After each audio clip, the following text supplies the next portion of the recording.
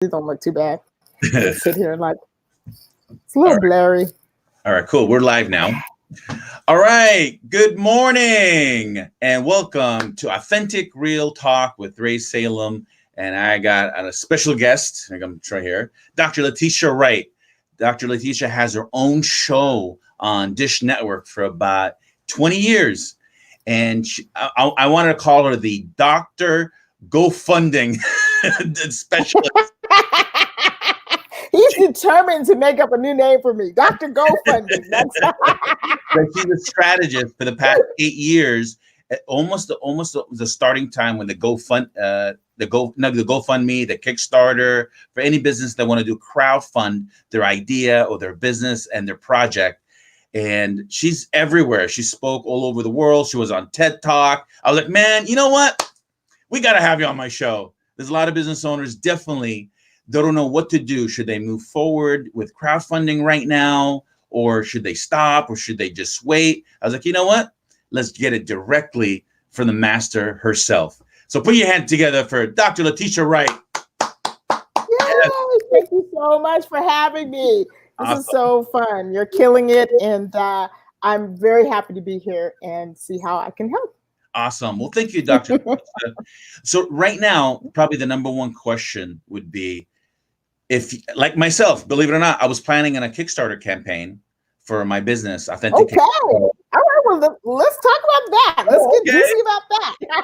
I had everything set up, and it was the second time around because a year ago I started it and I got like $7,500, and I was like, man, it was, but I did excellent. it. I did it with my blinds on. I was like, all right, hopefully I get this right. But I learned a lot. I was like, and I learned that, I guess, correct me if I'm wrong, a successful Kickstarter campaign usually takes about 3 tries. Is that right? Well, for a lot of people, it does, because you can have the knowledge in your head. You know, people tell me, I've been reading, fun and cool, but then you have to put it into practice. And everybody doesn't hit a home run the first time. Doesn't mean you can't do it, but there's a skill level that you have to get, which is why a lot of people hire me, because it's like, hey, I don't have time to build up my skills. I just got to get it done. So there's nothing wrong with doing it 3 times. And guess what? There's no limit on how many times you can crowdfund. So there's no wall saying, hey, you already did that, you can't do this. So you can crowdfund. You can use different types of crowdfunding. What people don't realize, there's about 6 different types of crowdfunding. And many times people are trying to match the wrong thing with their particular project. So the great thing about Kickstarter is whether you win or lose, you can do it again.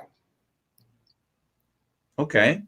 So what do you think business owners or myself, they're planning to Kickstarter something and this coronavirus came in? Should they just do it or should they wait? I think that they should just do it. What they should do now, if they were planning on having things like, hey, we're going to have a kickoff party and everybody's going to come to a location, clearly you can't do that anymore. So there are things that you need to do to make everything more digital, make everything that, you know, people are not having to come together. So any of your rewards, anything that you have planned that makes people come together, which we can't do anymore, you do have to remove that. I think that you just need to pivot a little bit. I think everybody's business needs to pivot a little bit because of what's going on. So just make sure that you've made that pivot inside of your campaign and you're taking into account what's going on right now, and you're offering something that is going to help people now. If you're doing a restaurant, you were doing a restaurant kickoff, you better make sure that you could do deliveries, you know, because nobody's going to a restaurant right now. What we don't know what the new normal is going to be. I don't think, me myself, I don't think we're going back to exactly the way it was. I don't think people are ever again going to feel really comfortable just going in big groups. Not mature people. I mean, maybe younger people who are, you know, right now they're little kids, so all they know is they're home from school. They don't have a negative association with this whole thing. But you know, you have to pivot the business to make sure that you are on target for what people want right now. And so it's very much being self-aware, understanding your market, and understanding your target market person, your avatar, the person that you're going after, being really clear with where they are right now. Okay, good. What's going on with them? Okay, well, maybe I could use this opportunity to get consultation from you. All right. So with my absolutely with my business, Authenticate Pro, we fight counterfeit merchandise, and there's counterfeit merchandise everywhere, and we're targeting consumers to use our service, sellers to use our service. So sometimes our message, we need to be like target certain people. So when we did the Kickstarter campaign, the first one, my mistake was I tried to target everybody. And that kind of like, okay, it kind of dilute the message. Then I was like, all right, so the second time around, this time we're going to launch the Kickstarter campaign. Good morning, Mike. That's my cousin saying good morning. If I don't say good morning, he'll be mad at me. So I had to say good morning. Good morning, everybody. So I would be too if I was watching and you didn't say good morning. So this time around, I'm targeting sellers and the retailers to use our service to give consumers confidence before they buy. That is how you want to do it. You want one to target sellers only, and then your next one can target buyers. And so the sellers, you see what I'm saying? Now the next one targets buyers, and you want to even niche that down. So if you've worked with sellers of purses, you want to target buyers of purses. Now the sellers are going to be really clear about how they can work with you. Buyers are not going to be as clear because the process for verifying that you got a good purse is something that you kind of do in person. You would be there, you would bring your person to the verifier, and they can examine it, and this was done in person. So what you really need to do with the buyers, not the sellers because they get it, but the buyer, make it really clear, focus on the process so that they understand, I don't have to come and bring these purses in front of you and have you go through and how is the process going to work? So I would spend a lot of time making people fall in love with the process of verifying. Verifying items is a category that is going to grow because we're all ordering stuff online. And I can buy a pearl. I know how to test a pearl in person. Oh, really? To know if it's real. Yes. Okay. So, but if I buy it online, so what you're doing, I think number one is in the growth industry. So I think it's going to grow and take off. I think what you may wind up doing is finding a niche. I don't know that you have a niche right this second, but you may find a niche that is flourishing more. I would double down in that. I would test different categories of consumer item. Okay. See which one is taking off and then double down in that one. But for the consumer, they have to understand the process. And many times they don't understand the process. So when you're making promotional videos, when you're talking to people, when you talk about the process, how easy it is, how it's not any work for them. I mean, really, really make this process super easy and super simple and understandable. And then I think that you will be successful. And then your third, fourth, fifth Kickstarter projects can be focused on a niche. So maybe you did buyers of purses. And now I know that there's a company that verifies tennis shoes. Okay. So that when you buy them, you're not getting knockoffs. So you could do that. And the process is extremely important part of my system. We're trying to bring in an expert into the transaction. Like the other day, we have an expert in the Netherlands, a buyer in Florida, and a seller in Indianapolis, and we connected them together regarding that specific item, and everybody was happy. So literally, it's global, and that's why it's kind of hard to target the audience. But I get it. I guess we focus directly on the seller first, to target them, like reach out to sellers and so on. But this Right. is the part I'm struggling with. Should I make the message, because some of the Kickstarters shows, they're funny. The videos are hilarious. And that catches people's attention. Should I be serious? Should I be funny? Should I do both together regarding the Kickstarter message? Well, the thing is that when you're looking at making the video, and the video is 99% of people who don't have a video don't make their goal. So a video is absolutely key. Got it. And you can make more than one video. Oh, the deal is that, yeah, you can make more than one video. And you want to keep the videos at 2 minutes and 30 seconds. You don't want them much longer than that, because you can't keep anyone's attention much longer than that. The only people that are able to keep, so true. Yeah, the only people that are able to do that long time are filmmakers, because they make such interesting videos. People are like on the videos for a long time. Everybody else, if you're not a filmmaker, keep it to 2 minutes, 30 seconds. Got it. Whether or not to be funny. Here's the thing. You've got to know your avatar. Okay. Is your avatar laughing and thinking it's a joke, or is this very serious? If I've invested $1,000 or more in a purse, I don't want to hear ha ha he he. I'm very concerned that, hey, I just invested $5,000. I want to make sure I'm not getting ripped off. So you really have to know your client and your customer. Do they want to laugh? Do they want to about their subject? And then keep your video for them. Just think about them. Don't think about what you should do. Think about your target market and what that person wants. I made a video. There was a guy on, he's an actor, but he would do these videos for you with your product as Jesus. And they were very, very funny. Okay. And so I ordered that product from him. And he was like, yeah, Jesus was the original crowdfunder, and now Dr. Wright is crowdfunding, blah, blah, blah. And it was kind of funny. It was cute. Yeah.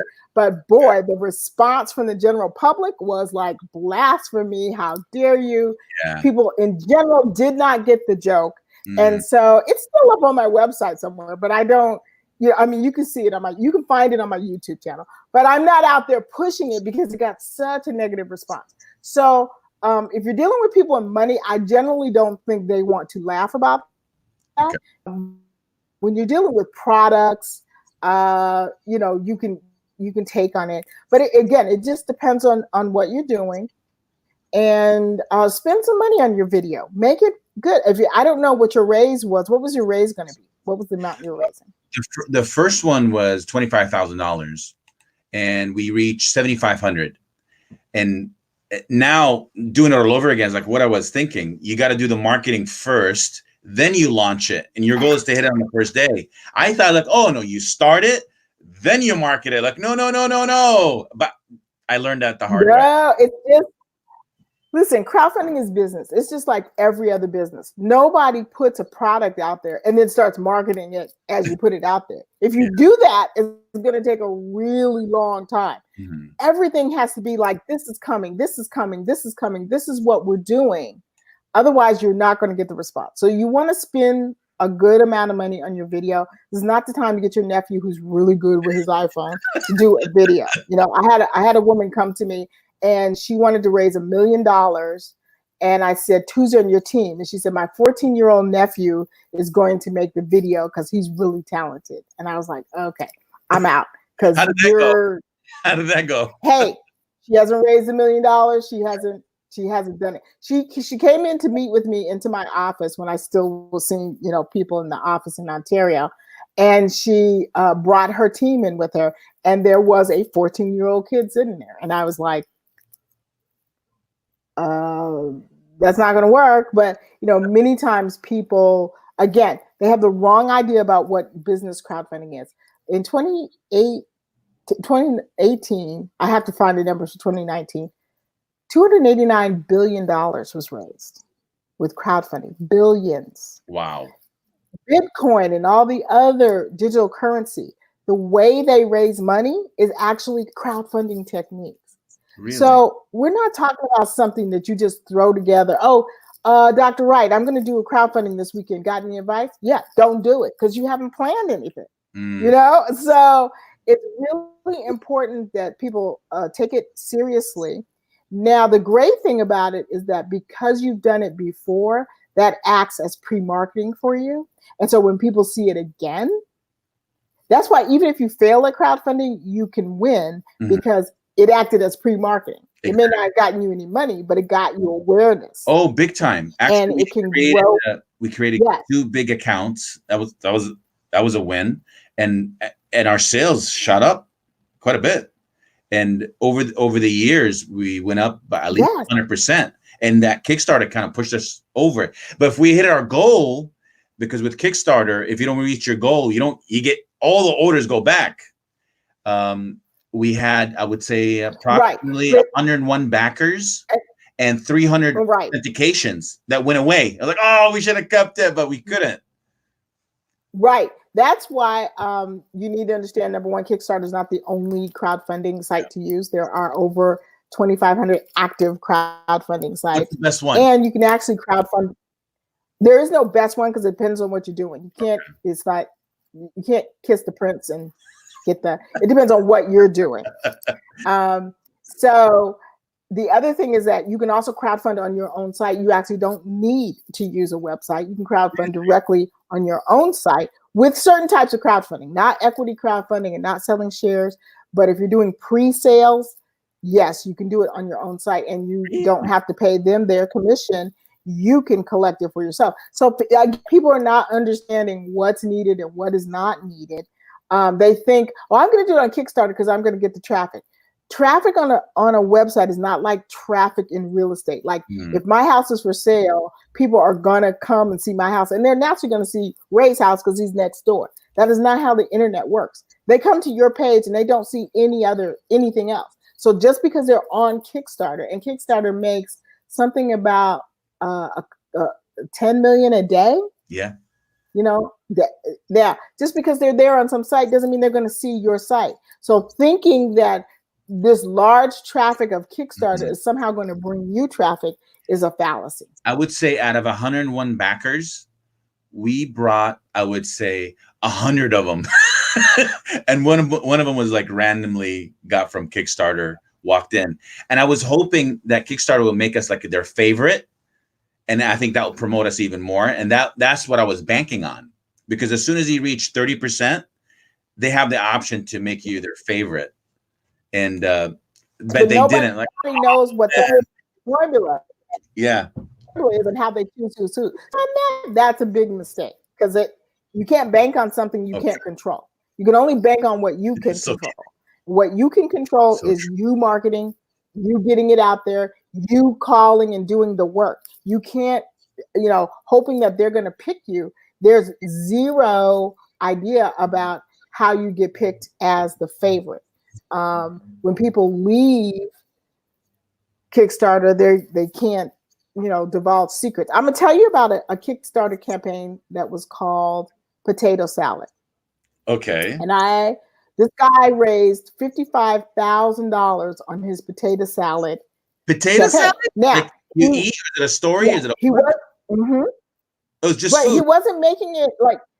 Yeah, it was just food, but you weren't going to get any of the food. You gave him money so you could add to the ingredients, or you could get a postcard of him making it. Okay. You weren't going to get any actual potato salad. and for a while, every time I would teach, people would be like, they'd hear everything I'm teaching, but then they go, well, what about potato salad? Because potato salad was doing everything the opposite I was telling people to do and winning. And I hated that. I was like, I have no idea what's going on with potato salad. Me and other people in the industry, we don't have any idea what's going on with potato salad. I have a friend who had a company, David Coram. He was a Google baby. So this guy is brilliant. I could call him and ask him how any algorithm works. And not only does David Coram know how that works, but he'll break it down. He's very generous. He'll break it down to you. And he didn't know. When he didn't know what was going on, I was like, okay, none of us have any idea. Here's what I learned later on. So this person was a former Kickstarter employee. Oh. He had the inside scoop on how their algorithm all works. He cracked the code. Okay. So that's not something you can depend upon because now they have a rule. Kickstarter employees are banned from doing crowdfunding on Kickstarter. That makes sense. Wow. But before that, this guy killed it, and people could not figure out what was going. It was the goofiest thing ever. You know, and his video was funny and everything, but it was. I mean, I just looked at it from the standpoint of how can I teach people, you know, what to do next? How can I help people with this, because they're looking at it and going, well, he raised $55,000 for potential. Oh, maybe he can, maybe he can't. You know, your tribe has to do it. I'm raising money for a youth entrepreneur incubator that I have. 25 bucks at a pop. There's one. It's called Angry Cats. I think it got like and so Angry Cats made lots of money. You know, Cards Against Humanity made lots of money. And so, again, you have to know what you're doing. And if you have time to read all the books and do all the things, otherwise they're going to be like you, where they're learning, you know, on the fly. Now, there are people who, like you're taking notes. You know exactly what went wrong. Like, you can look back and you're telling me, I did this didn't work. So I think that that's really good. You know exactly what went wrong. A lot of people have no idea, and they're in this delusional place of, I put it out there. Did you though? Did you spend any money advertising? Did you, or did you think you were going to raise? I'm not saying you personally. I'm just saying, there you are. I'm not saying you personally. I'm just saying, I'm talking to people in general. They're trying to raise $100,000 on a zero budget. If I told you I was opening up a McDonald's and I have no budget, what would you be saying to me? That's it's kind of tough, kind of hard. So crowdfunding is busy. You can raise $5,000 on zero budget. Just asking people, you can raise that money. That's what I plan on doing with my youth entrepreneur incubator. I'm raising money. I'm just asking people to support, and they are supporting. Okay. But if you're in business and you are trying to raise $100,000, $500,000, $1 million, $25,000, you need a budget, honey. It's not going to get out there on the natural Facebook algorithm. Okay, those things are shut down to buy ads. LinkedIn wants you to buy ads. Twitter wants you to buy ads. That's how you get in front of people. Instagram, Snapchat, TikTok, Byte. That's how you get in front of people. Advertising. Make $100 like number one. That means you for me. And let's just be real. I cost to get hired, so you got to hire me. And now you have to put advertising, graphics, all the things that you did for this campaign. People are forgetting about, hey, that's money you have to spend up front because they saw some tragedy on GoFundMe where this person got millions of dollars because their cat got run over by a train. It's not the same thing. Got it. Okay, so what's the best budget? Let's say if somebody's raising $25,000, what's a good budget for marketing? So your budget is the same budget as you would be in your business. Typically, 30 to 35% of what you're going to make is your marketing, but it's the same exact thing. You've got to stick to those same things. You might get lucky. You might get picked as, Kickstarter's favorite, but don't plan on that. Okay. So with today's market, everybody's it's kind of hard and struggle. So we have like literally shoestring budget. What's the best strategy to get funded on a shoestring budget? And probably there's a lot of reality for a lot. So if you have a shoestring budget, yes, if you it is. And but at the same time, SoFi just bought Galileo for $1.2 billion. And Airbnb just raised, I think they raised $2 billion to hold them over. Their investor, just to hold them over through the tough times. So business is still going. Don't stop because you think, oh, times are tough and everything's, yes, times are tough. I'm not ignoring people that are having a tough time. I'm definitely not. But you need to keep going if you are an entrepreneur. So if you have a shoestring budget, then you need to stair step. You need to bring your goal down. Raise your first $1,000. Then you can take some of that money towards your next campaign. Raise 3,000, then go 6, 10. Stair step your way up instead of I'm going to raise $1 million. I'm going to have 1 million people on here, and I have zero budget. That is I cannot stop my eyes from rolling when I see that. You know, I just can't. Okay. You're gonna see it on my face. That for my friends, that's the joke. You know, we see each other in public, and then you come up and go, "Dr. Wright, I'm gonna do this campaign. I want to make $1 million, and I don't have no budget." You know, that's our joke.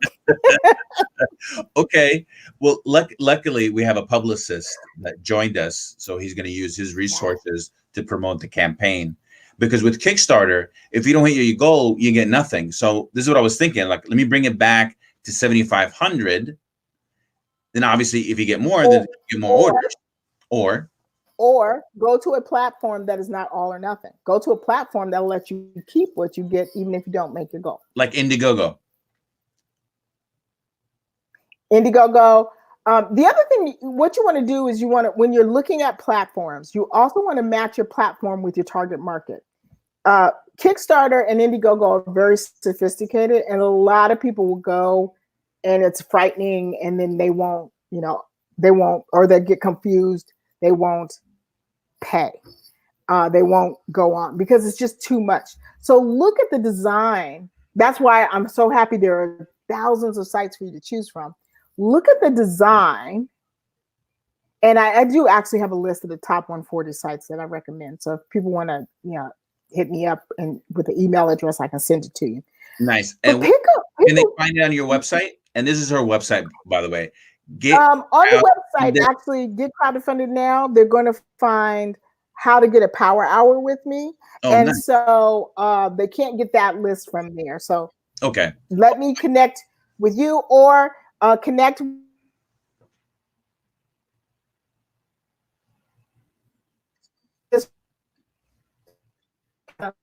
Probably, but 40 sites.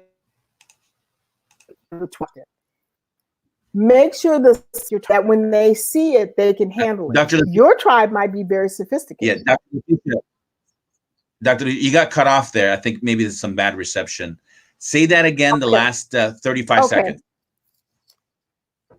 So you need to have a match with the person to the website because you want them to be comfortable on the website. If you have a very sophisticated crowd, Kickstarter, yeah,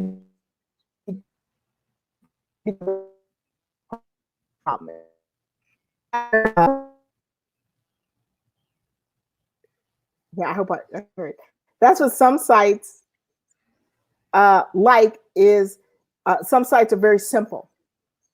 And if you are doing something and your tribe is the Christian church, okay, they don't like going online at all. If that your tribe is mostly coming from your church or churches, they don't like going online. They think that if they go online too much, they're going to push a button, accidentally get on porn. It's going to jump on their face, and they're going to go down like the alien. So they don't like giving online. They just don't. You can raise more by doing the holy handshake or presenting this in church and just asking them to give to you. They will give you cash. Okay, they don't want to process a card. They don't want to do that. So that's a tip for you. If your tribe is, Christians and people in church, go to them, especially under the church setting, because you will get that cash right there. Okay. But the site has to meet your people halfway. So if you have a very simple, I don't get on the web a lot, I would not use Indiegogo or Kickstarter only because it's very sophisticated and they can get skinned. Okay. So what do you recommend for me? Which platform to use? I need to talk a little bit more about your tribe and which one you're doing. Okay. So for your sellers, you might use a different platform than you would for your buyers. We would kind of break it down into each genre. So, tell me the genres that you're doing, and then I can tell you which one. And the cool thing is, guess what? There's no limit. They're not going to go, we saw you on Kickstarter. You can't come over here. That's not how it works at all. But the thing is, but you don't want to lose your, I guess maybe if I see that, maybe I don't see it like a little bit transparency. And like I was holding back because I was literally this close of doing 2 of them at the same time, Kickstarter and Indiegogo. And if I no. You can only focus on one thing at a time. Got it. Let's be serious. All your energy, if your energy is dispersed, you have no power. When you can focus your energy, you have lots of power. So do one at a time. Take your time. I feel like you feel like I gotta hurry up and do this. Take your time. Okay. Do the campaigns, do the pre-work, do the campaign, do the post-work, then prepare for your next one. It's okay to have a next one. It's okay not to reach your goal. Keep going, because guess what? The people that are in there killing it with, you see them on Kickstarter all the time, 100,000, 150,000, 250,000. If you read closely or study deeply, they are people who are doing campaigns and they've done it every year for a while. Wow. Or their campaign is run by a large company that is doing it. You have this person that's going to do PR that's going to help you, but sit down for a minute, even though I know they're not charging you, and ask them really honestly out in the market, what would be the fees or the cost of what, the cost to me of what you are doing, and put that number in your head as part of your marketing. Okay. So if what they would do with over $6,000 worth of services, you've got to look at that as like, hey, I would have, how much did I spend on this campaign? Add that $5,000 or $6,000 to it so that you are understanding what it really takes to make it happen. Sometimes our friends are helping us out, nothing wrong with that, but we don't take into consideration the value of their actual contribution. And then we're out there like, yeah, we made it, we did all this. Yeah, but you couldn't have done it without that $10,000 worth of PR work. That's true. You see what I'm saying? You couldn't have done it without the, $5,000 worth of graphics work. Now, they didn't charge you, but the average Joe Blow doesn't know them and would have to pay them for it to get what you get. So that's why you don't compare yourself to somebody else's campaign, because you don't know the capacity, what's behind the scenes. You have a PR person in your pocket. If you knew, all right, I don't know, Will Smith, right. You would have a lot more. All right, I'm sold. I'm sold. You got my business. I'm done. Where do I write the checks to? All right, let's say if I want to hire you, or anybody wants to hire you to help them with the crowdfunding, how would you charge? You take a percentage? Is like a flat fee? What is it? I charge a flat fee up front. I don't take a percentage of what you make. You can make millions of dollars. My fees don't go up. And the reason why I charge a flat fee up front is because all of my work with you is up front. So whether those items have to be paid, my team has to be paid. I don't get paid out of your raise. I don't get paid out of, if you make my own contingency, I don't get paid for any of that. So that's how I get paid, because I can use my techniques for myself. Let's just move it forward. So how many I do a lot of consulting. How many do you have under your belt? For myself or in general for clients? Well, anybody, clients. For clients, I have 285 campaigns. 80% of them have met their goal. A few haven't, especially when I was first starting out and I was first, experimenting with different techniques. Here's the deal. If I'm working with someone and their team is executing, the team has to follow the ideas. You bring their team, they listen and say, that's a nice suggestion, but I'm going to go, yeah, that was good, but I know this, I'm going to go over here and do it this way. So the thing is that people, do have to follow instructions, follow best practices, like campaigns at a time. Little things, you can drive a car with your elbows, but hey, it's not recommended. So you got to follow best practices. Okay. Well, this is an idea. Obviously, everybody's home, and unfortunately, unemployment is really high, and it pushes a lot of people to start their own business. Starting a Kickstarter campaign, is it a good start, Is it a good idea, or should they be already established, then do the Kickstarter? What do you think? No, I think it's good for startup and for established people. Many times people are doing crowdfunding to test new products and services. So say you were an ice cream shop and you want to test a new flavor, it would be great to test, make sure people like it and are going to pay you for it, not just a survey. Oh, the survey said they'd like it and they paid me for it. No, Kickstarter actually shows whether they would really pay you for what you're trying to do.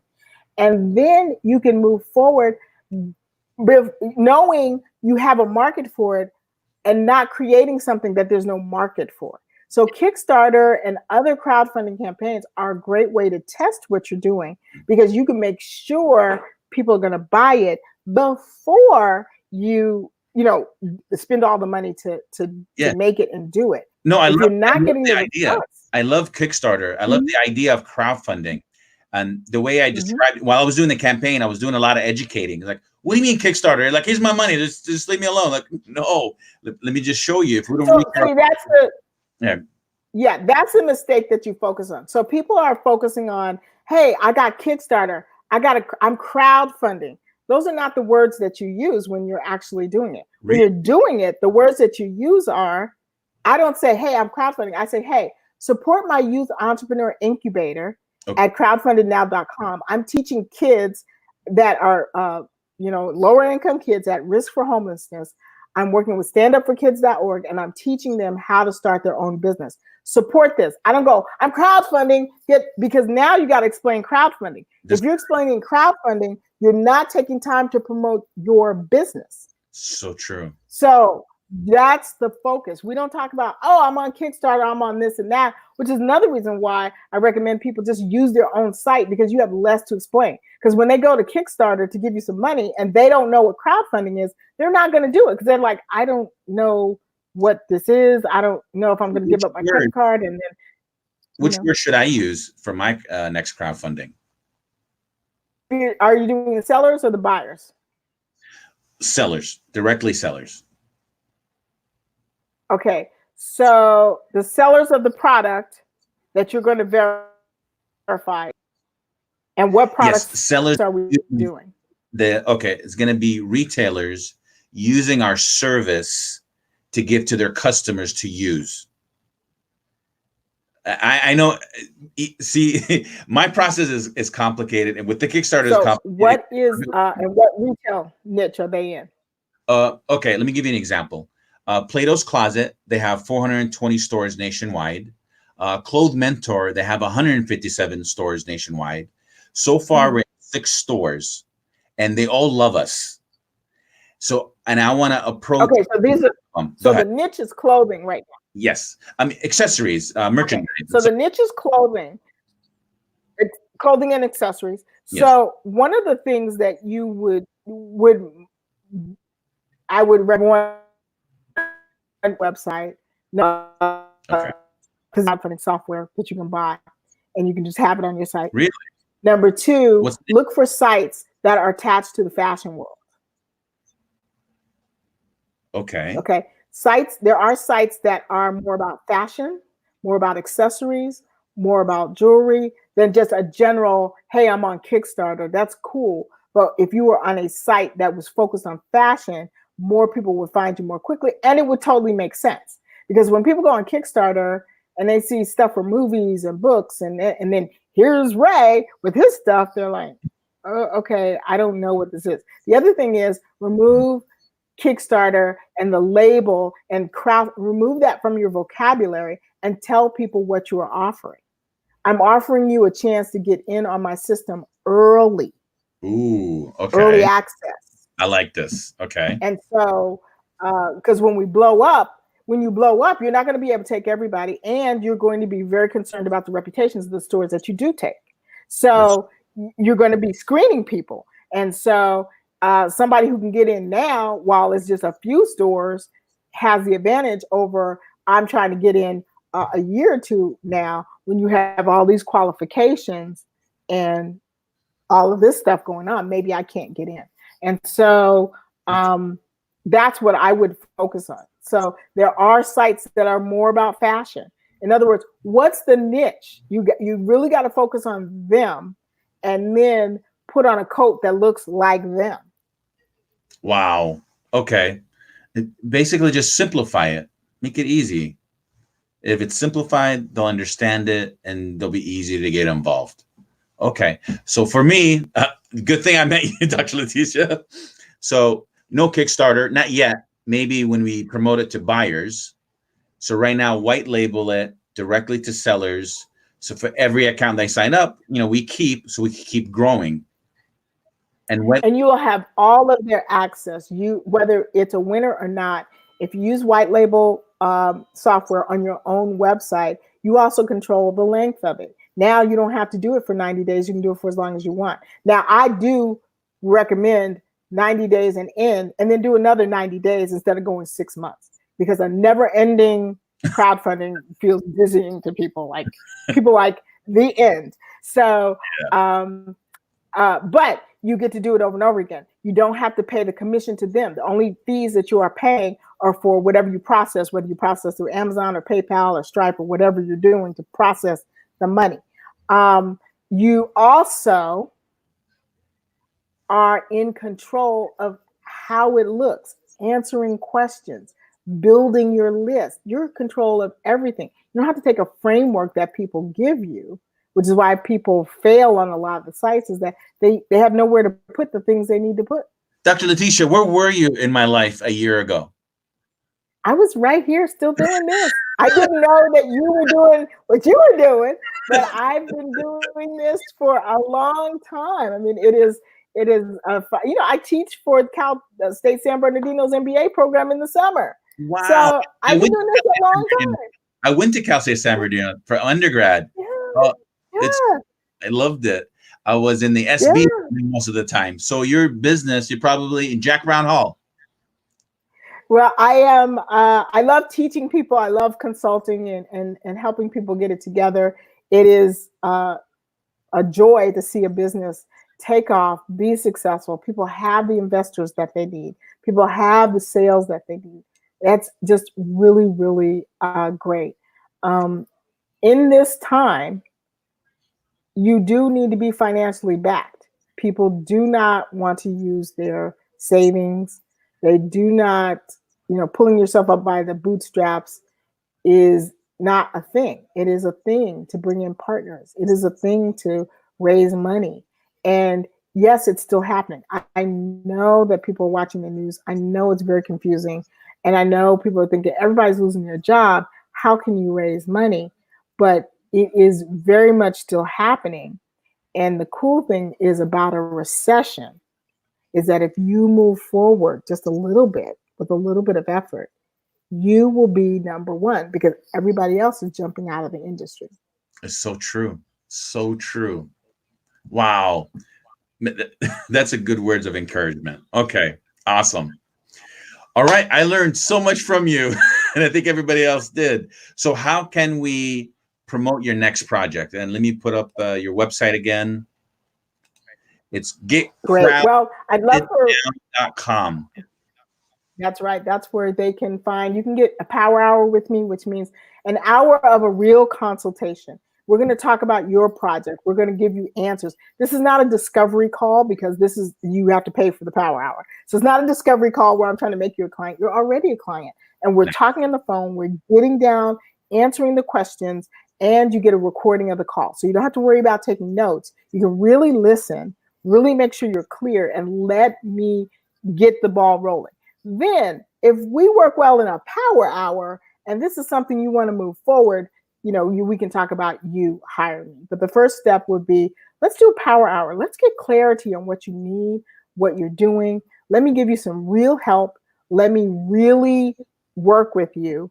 Again, not a discovery call, not me trying to convince you. You can walk away after the power hour. But if you do walk away, no matter who you work with, you will know what you're doing and what you're talking about, and people won't be able to, get over on you. You'll be able to move forward and get some things done. So come on down and let's go. Awesome. So you'll get more knowledge and more information, and you could get into her brain for a whole hour. Like, wow. And it took her like 8 years to get to this point. Dr. Wright, what got you into crowdfunding? Just out of curiosity.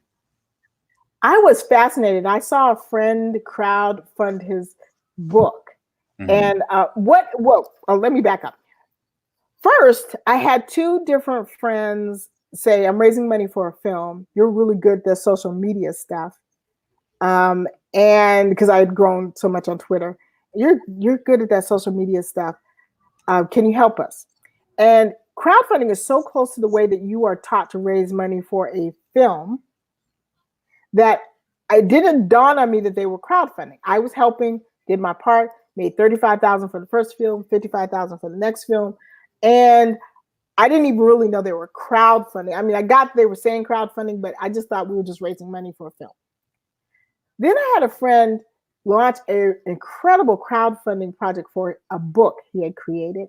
Okay. And he was only trying to raise $5,000, but I watched his process and I was fascinated. And I was like, this is 7 years ago. This is what entrepreneurs need to move forward. This is what they need. Banks aren't lending money. Guess what? There's peer-to-peer loans. That means that your friends become the bank and they give you the terms and you don't have to qualify. There's equity crowdfunding where you can sell shares without going to Wall Street. There's pre-sales crowdfunding where you can start selling your product before you make it to make sure there's actually an audience for it. I was like, this is what entrepreneurs need. And so I started studying and looking and reading and just finding information. And I went to the SBA in Los Angeles and I said, who's teaching crowdfunding? And the person said, what's crowdfunding? I said, would you just call me? Let me correct that. Yeah, I said, guess what? I'm teaching crowdfunding. When do you have class openings? And I, started teaching people, what I knew, what I learned, and it has grown from there. So the industry is huge. I think it's fascinating because people are constantly modifying it, constantly changing it.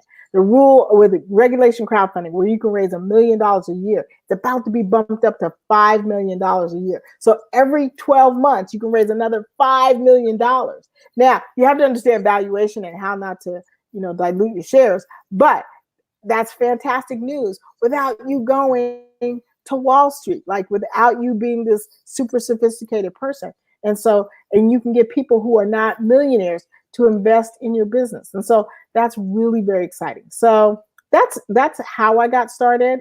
And I've just seen it work over and over for people. One of my clients did a game called Goldie Blocks. And a couple of years ago, Goldie Blocks had blown up so much, she'd gotten more investors since we did this project. She kept going. But she actually had a Super Bowl commercial. It was just for 15 seconds. And it was like, Goldie Blocks, blah, blah, blah. And I was like, yes. And everybody's like, what's Goldie Blocks? They were like, what are you cheering about? I was like, that's one of my clients, one of my former clients. But I also got to see her again. President Obama used to have an entrepreneur event every year. I got invited to the last one he had in Northern California. And she was there as a speaker. And so we got kind of reunited. And it was just really, really great.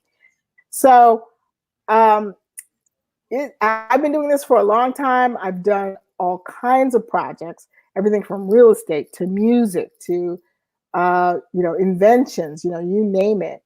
The challenge is that you have to really be very, very clear about where you're going, what you're doing, who you're talking to, and stop being so general. I know it feels like I'm telling him to just focus on fashion.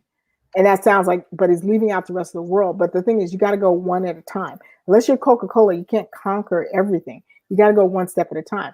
Get that one niche, or find out that one niche isn't the deal. That's okay too. You go after, flower growers, tulip growers, and find out, guess what? Tulip growers don't really care about authentication. You can let it go. So crowdfunding is a great opportunity to really explore what can work in your business without spending all the money that you would normally do to start it. Be up and running and selling whatever you're selling and then find out there's no market for it is a terrible feeling. Yes, and that's why I love Kickstarter or crowdfunding. You could literally test the market. If nobody's buying, why even build the business itself? It proves it, and it's to be fair to everybody. Like anybody wants to get involved, or because if you hire this big team, and you get them involved and put some capital, like, all right, guys, now we're gonna start selling, and nobody wants it, like it defeats the purpose. Do you exactly? Yeah. And so remember about maybe 1998 or 97, there was a company called Green Van. Their job is to deliver groceries to residential areas back in 97. Okay. It was a no-brainer. You're like, oh yeah, everybody's gonna be on it. And they were ahead of their time. Yeah. They were ahead of their time. But the thing is, the market wasn't ready for it yet. And within 2 years, unfortunately, they went bankrupt because nobody was open to that idea. Now, if they open up, like, oh man, everybody gets it. So even though they're ahead of their time, when you do the crowdfunding, you'll know exactly if you're at the right target, even though it's a super genius idea. But if the market is not ready for it, it doesn't matter. I tell people, like, let's say if Jesus himself came down, it's like, hey, this water right here, if you drink it, you will get 10 years younger. Okay. And if you go test the market and they're like, no, I don't trust you. No, I ain't going to do. But even though it's a good idea, it's how the market reacts to it. Maybe in 20 years from now, like everybody will be open to it. Then you do the crowdfunding to test the market. So that's why I always tell people, test it first before you build it. And this is perfect for it. Absolutely. Okay, awesome. Well, Dr. Letitia, before we go, what's one last tip or one last word of encouragement for any entrepreneur or anybody who wants to be an entrepreneur before they start this Kickstarter campaign? They're on the fence. They're not really sure what to do because, you know, what we're going through. What words of encouragement would you give them? I would say be encouraged. Make sure you've tweaked your thought process, your business, your offerings for what's happening now. And really just pay attention. They jumped the ladder too soon. Yeah, definitely. They jumped the ladder too soon. I totally agree. So I would encourage anybody in business. I'm working on projects all over the world. Business is still going on. Okay. Now, is it the same as it was? No, everybody's business has changed. Everyone's business has changed. So make sure that you tweaked and you paid attention. Make sure you know your target market so that you can make something that's really for them, like really for them, not for you, for them. Okay. And be encouraged. Take your idea, go for it. It's never a bad time to start a business because businesses thrive in all kinds of economic times. It's just the types of businesses change. And so you just want to be a part of those businesses that people will find solves their problem. If you're not solving a problem, you're going to have a problem. So I would just encourage people, don't be afraid, move forward, use some common sense, use some knowledge, don't get out there and get with an expert, get the knowledge that you need before you go. Everybody needs a map. Yep. Yes. Everybody needs a map. So, you know, I make it very easy. If we work out and it works well, great. You've invested a little bit of money to get yourself started, and you can see what to do next. So go and get crowdfundingnow.com, book a power hour. Let's talk about your project. Awesome. Thank you so much, Dr. Ray. Your literally a book of knowledge. Thanks for your help. And we're definitely going to be talking soon. Okay. You have a blessed day. And thank you so much for watching. Thank you so much. Mike and Diana and so on. All right. Thank you so much. And you have a blessed day. Thank you too. Bye-bye. Bye-bye.